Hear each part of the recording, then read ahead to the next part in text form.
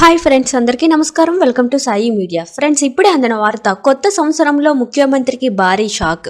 వివరాలైతే వీడియోలో తెలుసుకుందాం. వీడియోని ఎక్కడ స్కిప్ చేయకుండా కంప్లీట్ గా చూడండి, అప్పుడే మీకు కంప్లీట్ ఇన్ఫర్మేషన్ అనేది తెలుస్తుంది. అలాగే ఇప్పటివరకు మన ఛానల్ ఎవరైతే సబ్స్క్రైబ్ చేసుకోలేదో దయచేసి సబ్స్క్రైబ్ చేసుకోండి. అదేవిధంగా లైక్ చేయడం మాత్రం మర్చిపోకండి. లేట్ చేయకుండా వివరాల్లోకి అయితే వెళ్ళిపోదాం. కొత్త సంవత్సరంలోనైనా సీఎం చంద్రబాబు నాయుడు గారు ఎన్నికల వాగ్దానాలను అమలు చేయాలని, వాలంటీర్లకు న్యాయం చేస్తూ ఉద్యోగ భద్రత కల్పించాలంటూ స్టేట్ వాలంటీర్స్ అసోసియేషన్ రాష్ట్ర గౌరవ అధ్యక్షుడు జి ఈశ్వరయ్య ఒక ప్రకటనలో డిమాండ్ చేశారు.